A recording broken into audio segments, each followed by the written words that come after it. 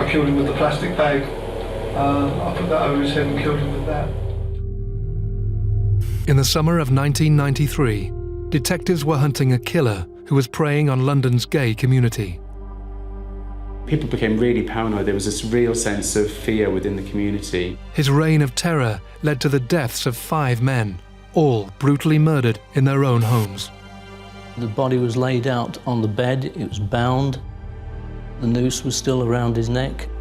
Detectives' worst fears were realised when the killer revealed his motive. His motivation seems to have been this quest for infamy, to be a serial killer. The series of murders committed by Colin Ireland were crimes that shook Britain.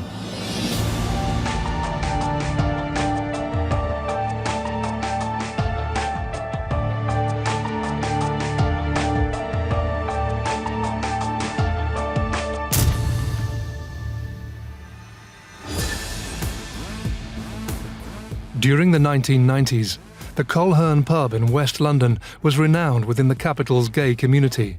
A cavernous, dimly lit bar that attracted men who were into sadomasochism.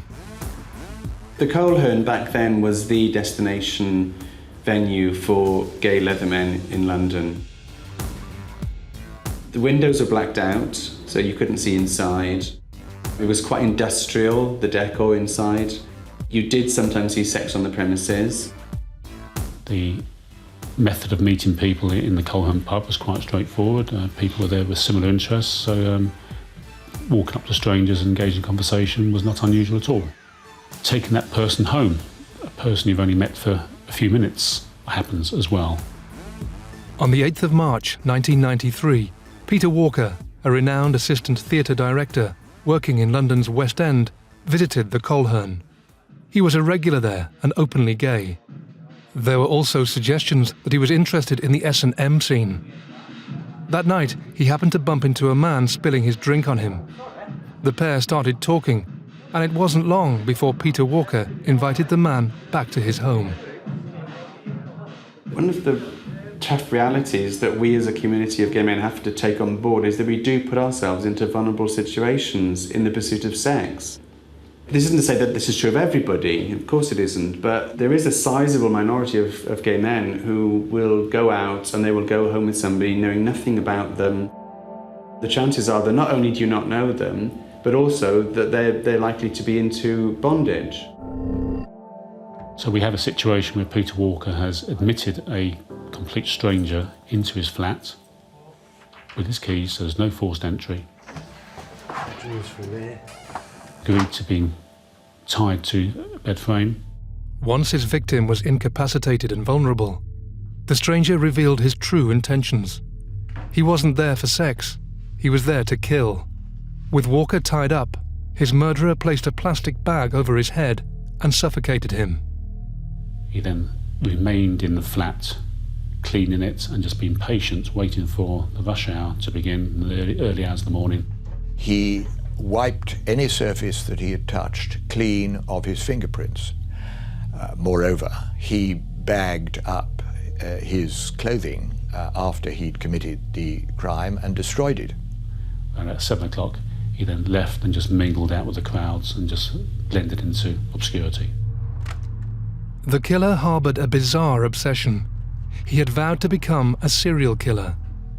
He would go on to strike fear into the heart of London's gay community for the next 4 months. One of the first detectives at the scene of the Walker murder was Martin Finnegan. We got a call from our uniformed colleagues saying they'd been called to a flat down by Battersea. Inside the corridor, there was a room on the left-hand side, the bedroom, and in there, Peter Walker was laying on the bed, covered by a duvet, which had some teddy bears on top, arranged in a 69 position, the 2 teddies on top. One of the most interesting things there was the ligature marks on his wrists and ankles, and there's no ligatures at the scene. So that raised the idea that whoever had killed him had taken away the ligatures and who knows what else as well. The macabre scene that greeted the detectives bore all the hallmarks of a deranged killer at work. It would be a scene that would be repeated another 4 times before he was caught. Police also discovered that Walker's cash card was missing, and a close look at his bank account revealed that money had been withdrawn after he had died. Theft from the victim's bank accounts would be another clue that would help detectives catch the killer. He got into the habit in his early crimes of reimbursing himself for the expense of committing them, and having murdered them, he would go off to a cash point and using their PIN number and their credit card, he then took out, I think in certainly 3 cases, at least £200, I think. Apart from this, though, the murder detectives had little to go on. We're hopeful, we're optimistic that we'll uncover some forensic evidence which would help us identify who his killer was. As it turned out, very frustratingly, there was very, very little to go on, and it became apparent that whoever had been responsible for Peter's death had taken some time to remove anything that could be forensically useful to us. Hello, Samaritans. Shortly after the discovery of Peter Walker's body, telephone helpline charity The Samaritans received a call from a man concerned about 2 dogs who he claimed were locked in Walker's flat. The Samaritans received 2 phone calls on the evening of the day Peter Walker's body was discovered from a chap alerting us to the fact that 2 dogs were locked up in the flat. And when questioned further, he said that the reason I know is because I locked them there and the flat's locked, and I've killed the person in the flat. Although there was little forensic evidence at the scene, the detectives investigating the murder quickly realised that to have any chance of catching the killer, they would have to work closely with the gay community in London, a relationship that at the time was full of fear, suspicion and anger. Put it this way, when the police had gone to the Coleherne to try and get information, most of the people in the Coleherne will have remembered, not long before, 6 months maybe, the police turning up at the Vauxhall Tavern in Vauxhall, where Lily Savage was performing, and raiding the pub wearing rubber gloves in case they caught AIDS off people. So that's the kind of expectation of the police that we had as a community. So if the uniformed officers turning up at a gay venue, automatically people were very, very frightened and very hostile. Perhaps this inquiry was a catalyst for getting both sides to work together. It was in everyone's interest that Peter Walker's killer was found, and it was no time for posturing as to the rights and wrongs of any sides there. We had work to do, we needed to find this killer, so let's work together. This spirit of cooperation, though, was hampered by a law lord's ruling the day after Walker's body was found that stated that men could be found guilty of assault if they engaged in even consensual sex that caused bodily harm. The gay community rightly asked why they should give statements that may well help police catch Walker's killer, but might also later land them in prison. Despite this, police pressed on, but after weeks of investigation and despite countless avenues of inquiry, the detectives' attempts to solve the murder of Peter Walker were going nowhere. Police say he'd been suffocated, and marks on his wrist suggest at some stage he'd been tied up. We actively pursued Peter Walker's death. We left no stone unturned. We made diligent inquiries at the Coleherne Pub and amongst the gay community. We built up a deep understanding of how Peter lived his life and his social activities, his sexual activities. So we knew an awful lot about Peter, and that gave us the strongest indication of probably how he met his death, but we didn't have that final link. So that was frustrating. Our inquiries with his colleagues and friends had come to a natural end. There was really nowhere else for us to go. So these inquiries cannot go on forever. There are implications for resources, so we did start scaling the inquiry down. And it was at that point then that other murders started happening. The man who killed Peter Walker was Colin Ireland. His perverse desire to become a serial killer would result in the deaths of 4 more men.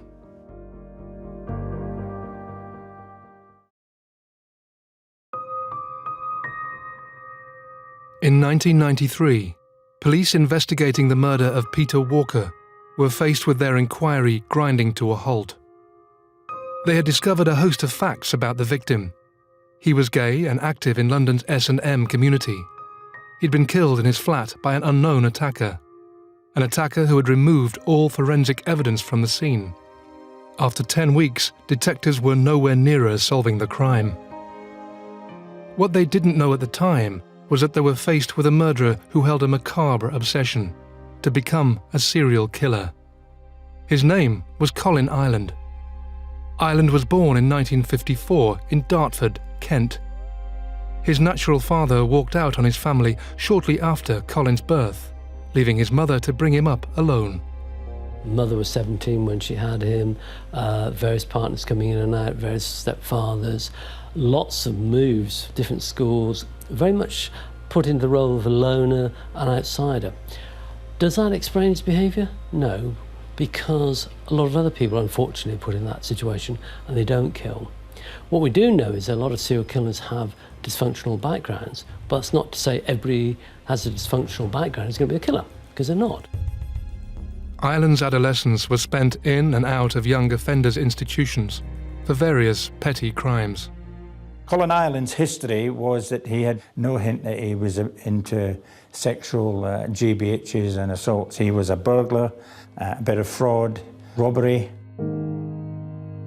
After a first marriage that ended following an affair with another woman, Colin Ireland arrived in Devon, where he would meet his second wife, Janet Young. I first met Colin when I had a pub. I was a publican in Devon. It was quite amazing, really, his first entrance into the pub. He was a big man and he was dressed in camouflage, although he's never actually been a soldier, although people describe him as that. He never described himself that way. And he stood in the doorway and the whole conversation in the pub just stopped and everybody turned and looked at him. We got talking and we spent nearly the whole night talking. We had quite a lot in common. We got married in January of 1990.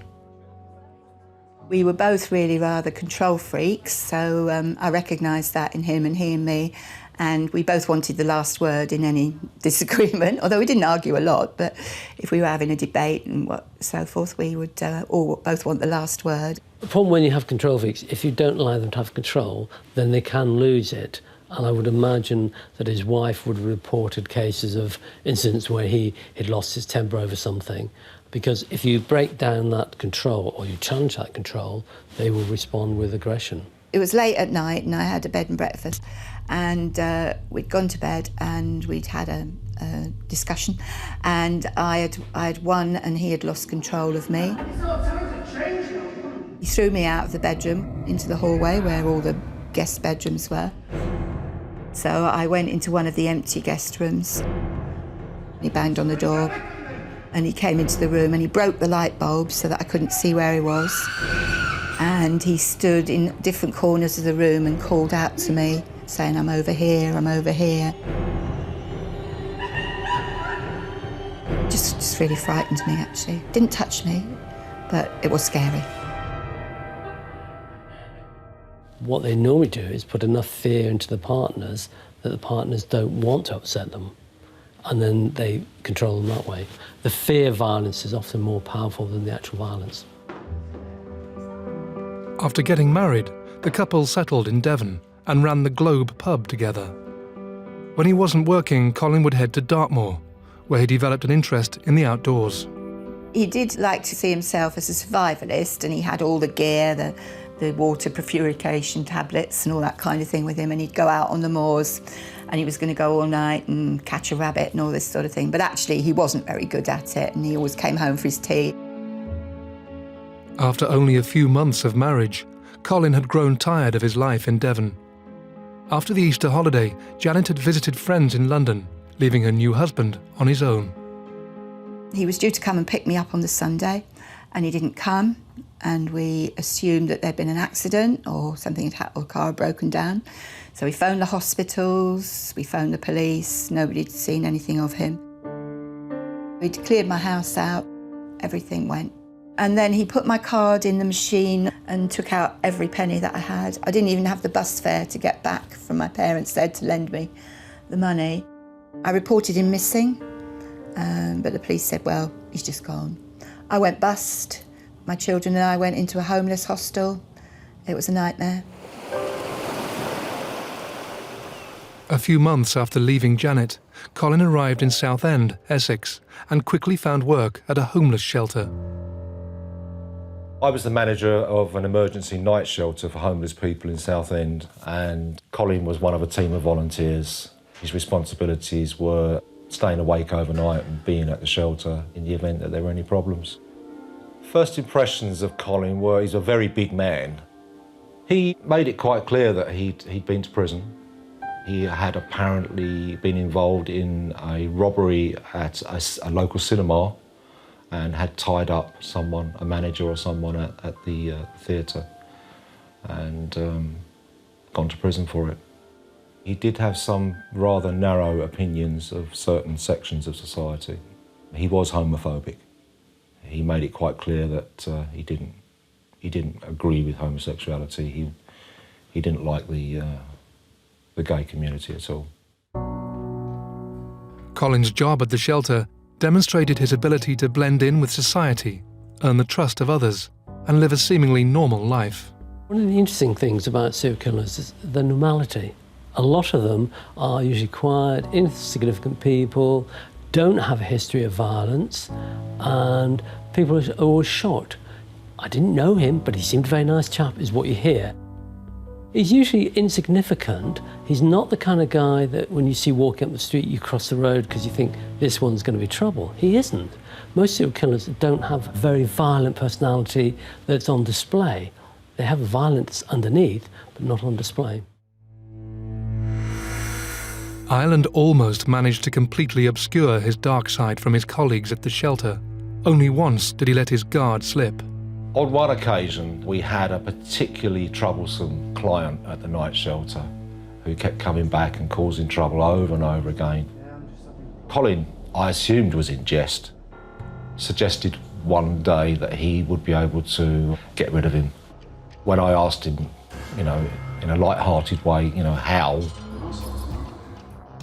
he suggested that he could force a couple of snooker balls down his throat and get rid of him that way.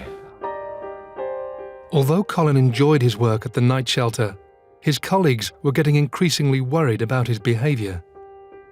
Colin had worked at the night shelter for approximately a year. There had been some allegations during that time of inappropriate touching of some of the female members of staff, and as a result of that, Colin was asked to leave. After Colin left the night shelter, he got a job breaking up pallets for a local charity, and felt rather demeaned by that. And he just used to go off on what we thought were survival weekends. And on those occasions, he used to ask me, or me and my wife, to look after his bag and his belongings because he didn't think they were safe to be left in his bedsit where he lived. In hindsight, it appeared that on those occasions he wasn't going camping, he was going to London. It was on these trips to London that Colin Ireland began visiting the Coleherne Pub and selecting his victims. He had seemingly got away with the murder of Peter Walker, and after a gap of 2 months, his killing spree was set to resume. On the 28th of May, he met 37-year-old librarian Christopher Dunn in the Coleherne and accompanied him back to his flat. Once inside, Ireland tied Dunn to his bed and tortured him by burning him with a cigarette lighter until he revealed his PIN number. Once he was satisfied, Ireland strangled him with a length of cord. Afterwards, Colin Ireland meticulously cleaned the flat before stealing money from his victim's bank account. Christopher Dunn lived in Willesden, a single man living alone, and he was found face down, naked on his bed. The pathologist who examined the body said that he wasn't quite sure about the cause of death. It could have been manual strangulation through a sex act, a homosexual sex act had gone wrong. The uncertainty surrounding Christopher Dunn's cause of death meant that the police inquiry was wound down. Colin Ireland had once again evaded the attention of the police, and by June 1993, he was ready to kill again.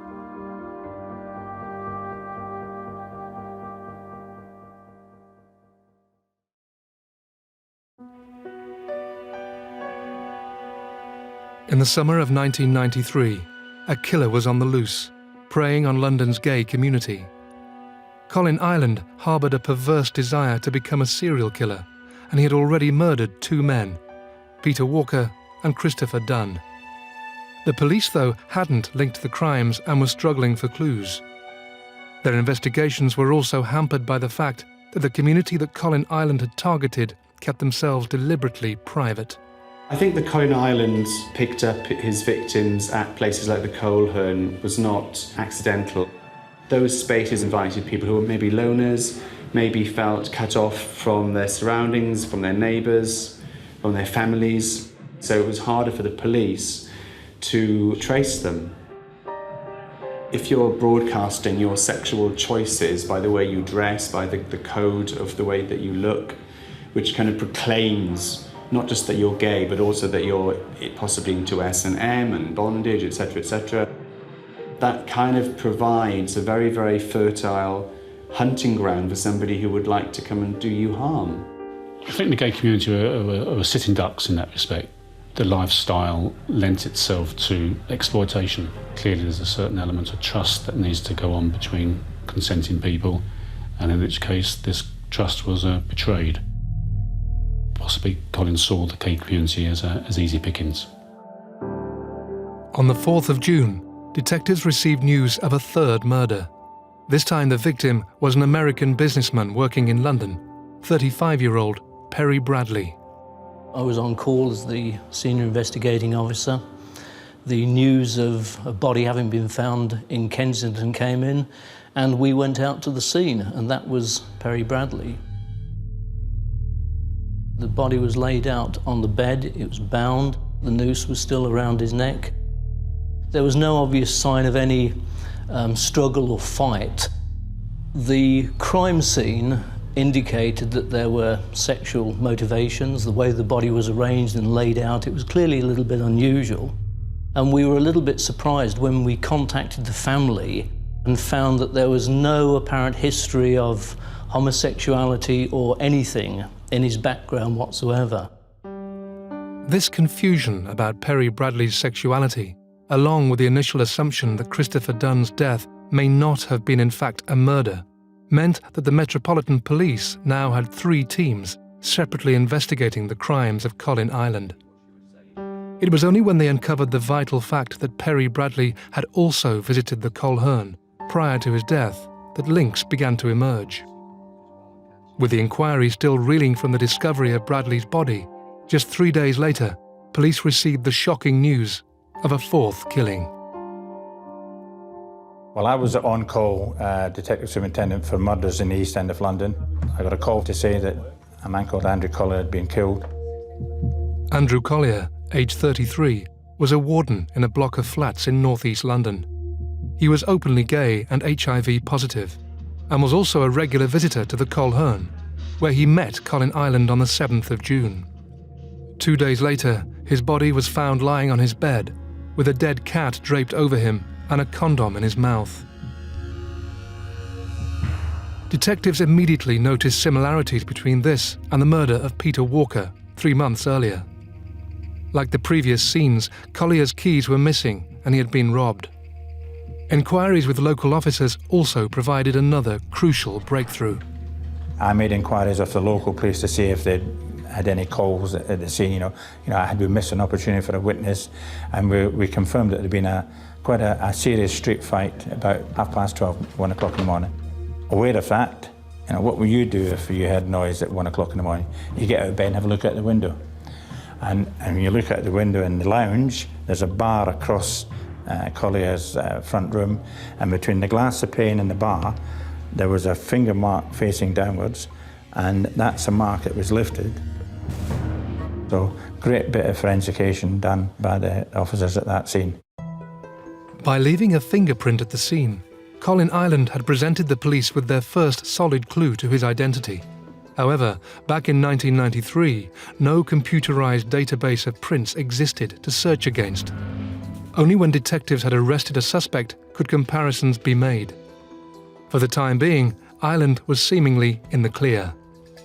However, the different inquiry teams investigating the murders across London were beginning to notice similarities in the crime scenes. Somebody brought to my notice the circulation concerning the Collier murder at that time, and we looked at it and thought, hey, there's similarities here. I need to talk to Albert about this. We talked on the phone, we shared crime scene photographs. He was concerned around making a link to the Collier and Walker case. He needed a bit of time just to firm up, talk to the family in America and make some more inquiries. It became known to me that the method in which Andrew Collier's body had been found was almost identical to Peter Walker's.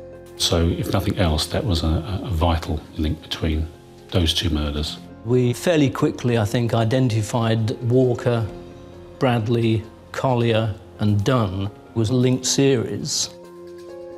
And we called a meeting of the respective investigating officers.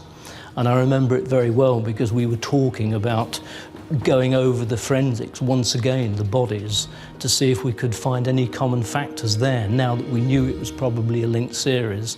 And I very well remember the guy from Wealdstone, the Dunn murder, saying, well, that may be a little bit difficult because at this moment, as we speak, he's being cremated. And our hearts sank at that point, but nevertheless, you know, that was the way that Dunn was brought into it. But fortunately, there was quite a lot of information available from the Dunn investigation that we were able to draw upon and pull into our investigations as well. There are links with all 4 murders, and that was pathologically established this afternoon. Finally, detectives began to make links between the Walker, Dunn, Bradley and Collier murders. Confirmation that they were up against a serial killer, though, was to come from an unlikely source: Colin Ireland himself. On Saturday the 12th of June, the CID office at Battersea received a phone call from a man inquiring as to why the Peter Walker inquiry had been wound down, asking were we not interested in the death of a gay man. And he went on to say that he had killed him. He told us that he had already killed Mr. Bradley in Kensington, Christopher Dunn in Wealdstone, and Andrew Collier in Hackney, and said that he was going to carry on, that he wanted to be a serial killer, and that was his New Year resolution, and he carried on until we caught him. Why are you doing this?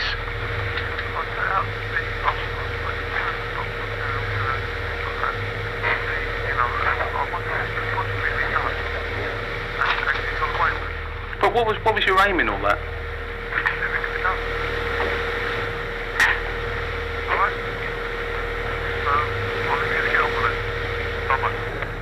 Once you know you're dealing with a multiple killer, your priorities change, and it's the protection of life then that becomes of absolute paramount importance, because this guy could be out there ready and wanting to kill again. As a killer, he's unusual in the sense that he's actually broadcasting his behaviour. He was the one that actually was saying, this is what I've done. I think with most serial killers, there's this element of play and taunting the police, so certainly he was playing games and he wanted the notoriety. What really frustrated him was the fact that we hadn't made any connections with the first killing, and even the second killing had gone unnoticed, when what he wanted was to be a serial killer. And so this is why he was trying to court the publicity, trying to get us to declare it to be a linked series in order that he could thrive in the publicity.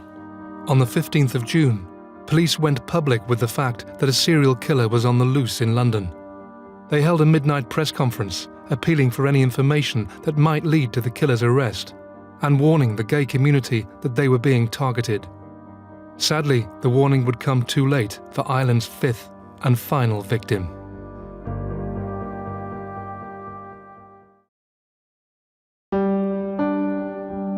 By the middle of June 1993, Colin Ireland had killed 4 gay men in London. Police investigating the murders had finally come to the conclusion that the crimes were committed by one man, and they were now officially hunting a serial killer. Detectives were stunned when they began receiving phone calls from the killer himself, taunting them and threatening to kill again. Phone calls are highly unusual. To have a killer contacting the authorities twice within a matter of days, making statements like, I killed them, and that was effectively a taunt. Why haven't you caught me yet? I'll carry on, I'll do some more. Again, highly unusual. This is not a man wishing to keep a low profile. In the last of the phone calls to the police on the 15th of June, Ireland had revealed that he had indeed killed again. He had met Emanuel Spiteri in a tube station after noticing him at the Coleherne on the evening of the 12th of June. He'd gone home to Catford with Spiteri, and after stealing his cash card and PIN number, had strangled him to death.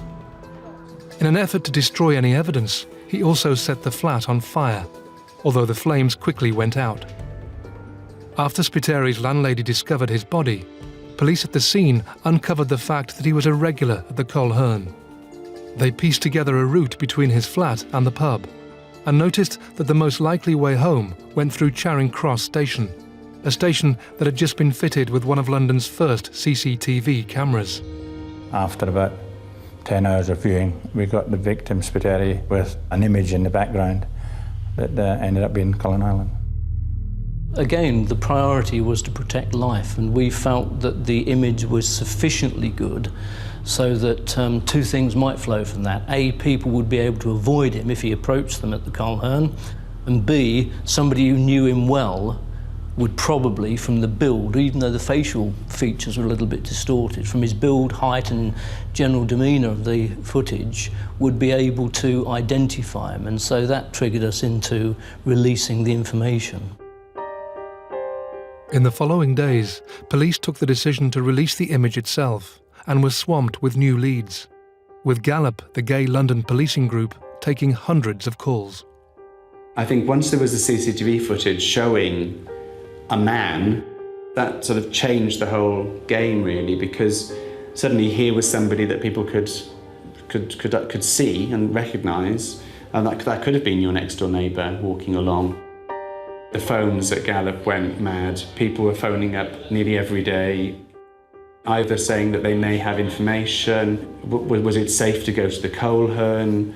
Was it safe to be dressed in leather? I mean, people became really paranoid. There was this real sense of fear within the community. All sorts of names were propped up that had to be dealt with. So how do you prioritise? Which line of inquiry are you going to deal with first? And that was a tricky and difficult situation to deal with at the time. The pressure was immense, you know, it really was.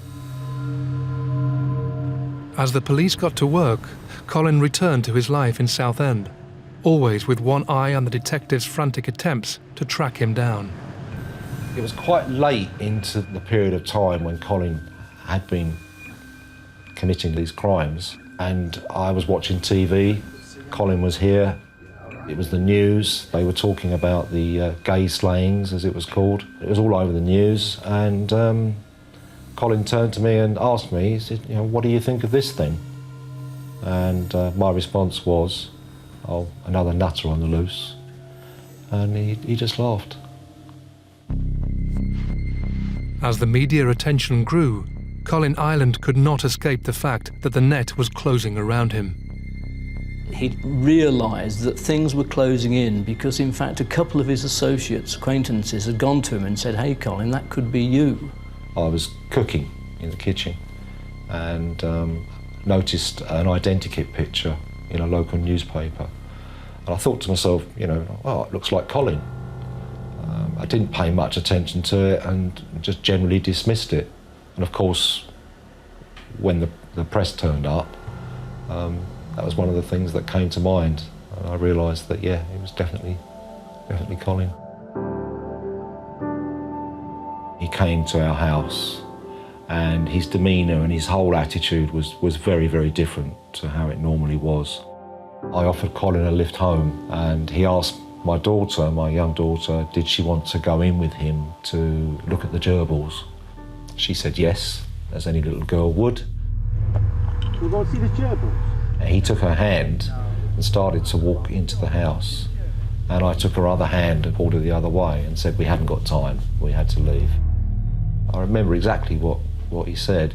He was talking in the third tense. He said, I ask if she wants to see the gerbils. He says, no, we haven't got time. Yeah, let's go. I ask if we want to see the gerbils, he says, I haven't got time. Anyway, we got in the car and left him, and that was the last time I saw him. I asked if we want to see the gerbils, he says, I've not got time.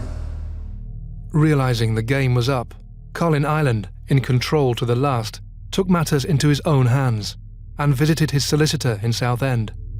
There, he signed an affidavit explaining why he was pictured with Spiteri on the CCTV image. He went to a solicitor after seeing his image on television, saying, "I am the man in the video, but I'm not the killer." Yes, I did go to Coleherne. I met Manuel Spiteri there. He invited me back to his flat in South London. We travelled on the train to Charing Cross. When I got to the front door, there was another man there. I didn't want to have a threesome, so I left immediately and slept in the local churchyard.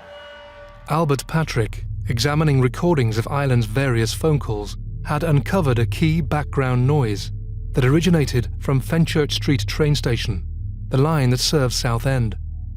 2 days later, Ireland's solicitor, under instruction from his client, called the police. We went to his lawyer's office to speak to him. We obviously arrested him and interviewed him. The crucial thing was that at that point we were able to get his fingerprints, having arrested him. Detectives immediately compared Ireland's fingerprints to the one they'd found in Andrew Collier's flat. They were a perfect match. We knew that he had been in the company of Spiteri, that we had a fingerprint of him inside Collier's flat, which he denied ever being to. So that gave us sufficient evidence, and we decided to charge him initially, I think, just with the 2 murders, because what he wanted was the notoriety of being a serial killer. And we felt with him just being charged with the 2 murders, it would cause him quite a bit of frustration. And so that's what we did, and then we waited to see how things developed. As detectives continued to build their case against Ireland, he was remanded in custody, where his frustration at only being charged with 2 murders was building. 3-4 weeks later, when he was coming back for a hearing at the Magistrates' Court, that's when he said to his escorting officer that he wanted to confess. We had officers to escort him, so they took a brief note of what he was saying on the way back, took him to Edmonton Police Station where there was a new video system. For a long time, he denied it and then decided eventually to do it. And that's classic serial killer, is that serial killer keeps all the cards to himself, and then when he realises that the police have most of the cards, he then throws the hand in. I killed him with the plastic bag. I put that over his head and killed him with that. He decided to tell all, and he admitted to us the full extent of his involvement. He barely come to us quite quick. I throttled him with the noose, and he hardly struggled. And some, for instance, Walker, it took longer. His interview, I found him willing to talk. I found him articulate and quite happy to provide details. He didn't need much prompting. He was calm, relaxed, you know, he didn't raise his voice. Tell me about the cat. How did you kill the cat? I stuck a noose around its neck and hung it over a door. Very factual about his acts, as if he was describing someone else's activities. Absolutely no compassion at all. Tell me again how Christopher Dunn died. Christopher Dunn, with some cord and manual strangulation. I didn't detect much hatred at the time. It was just matter of fact. Like, I went down the shops, I bought this, went into this flat and killed him. It was just very matter of fact. A very unusual interview. Ireland wasn't remorseful. Ireland positively boasted and gloated over the fact that he was a serial killer. During the interviews with Ireland, police were determined to uncover exactly why he decided to embark on his reign of terror, and whether he was gay himself. We questioned Colin Ireland very closely about his sexual orientation, because having moved in gay circles and going home with gay men and murdering gay men after what could have been some sexual activity, it would have made sense had he been gay himself. But throughout all the interviews there, he absolutely refuted any suggestion he was gay, which left the situation that he was even more calculated and cold than we first thought. It was the victim he was looking for. He was looking for somebody to kill, and gay S&M men are vulnerable in that sense. But he could have easily killed prostitutes. It didn't really matter to him. It was the killing that was enjoyable. And as far as I understand, he never had sex with any of his victims. There's no evidence at all of any sexual attraction to gay men. So it wasn't homosexual type behaviour. It was simply they were vulnerable. During his interview, Ireland was only too pleased to recount in detail how he'd ensnared his victims before killing them. His ability to convince total strangers to do his bidding seems to be a trait he'd exhibited all his life. Colin was very manipulative, appeared to be genuine, and as a result was able to convince people to trust him and possibly go along with whatever he was planning at the time. Perry Bradley was not into sadomasochism or bondage, and Ireland convinced him that this was the only way he could get any gratification, that he, Ireland, could get that. And so Perry Bradley agreed to go along with that, just as an example of his MO. So he was quite chillingly ruthless in the way that he went about his task. And after he'd killed Perry Bradley, he made himself a sandwich and stayed there until the morning when there were more people on the street, and he felt he could more effectively make good his escape and mingle in with the commuters. Very chilling character. He actually stayed with them for several hours, and that indicates to me somebody who's got incredible amount of control and being able to sit there, watch television, knowing that you've killed somebody, knowing that you've got to kill time so that you can then make an orderly exit. If he left at 3 or 4 o'clock in the morning, that would be noticeable. If he leaves at 7 o'clock in the morning, he's just one of the great commuter class and nobody would notice it. That shows a lot of insight into behaviour. Shows a very well organised killer. Colin Ireland pleaded guilty to the 5 murders, and he was deemed so dangerous that he was sentenced to 5 life sentences, with no possibility of ever being released from prison. I don't think anybody in court will ever forget what the judge said about the horror of the multiple nature of these murders. Indeed, his phraseology sticks in my brain. He said, to take 1 life is an outrage. To take 5 lives is carnage. He definitely was a man who needed to be locked away. And he said he was 60% okay, decent guy, and 40% a nudging him to kill gay men. And I think that's absolutely right. I think we're all born with the ability to go any direction. We've got all those things in us, good and evil, but our upbringing directs us in one way, and most of us try to be good, and some of us can't. And I think, you know, that he let the bad side of his nature take over, and where most of us fight against that, he let it take him over. There is an understandable human reluctance to imagine that anybody who can commit crimes of this gravity and this number cannot be normal by any canon that you or I or any other person might understand. The awful truth, I'm afraid, is that there are people who are just plain bad, and Colin Ireland was undoubtedly one of them. But when you have somebody who wasn't insane, that's much more worrying, because we could all do that. In the 20 years since Ireland's killing spree, as well as making fundamental changes to the way murders are investigated, the police have worked hard to develop a solid, trusting relationship with the gay community. The fact that we now have LGBT liaison officers, the fact that anti-gay hate crime is actually treated seriously by the police. And I think because of that, the community is much more willing to work with the police when such things happen, which wasn't the case before. 20 years ago, that just wasn't the norm. We see ourselves more as citizens, and we expect to be treated as citizens by the police in a way that we didn't before. Colin Ireland died of natural causes in Wakefield Prison in February 2012. His crimes, however, still linger with the detectives who helped catch him.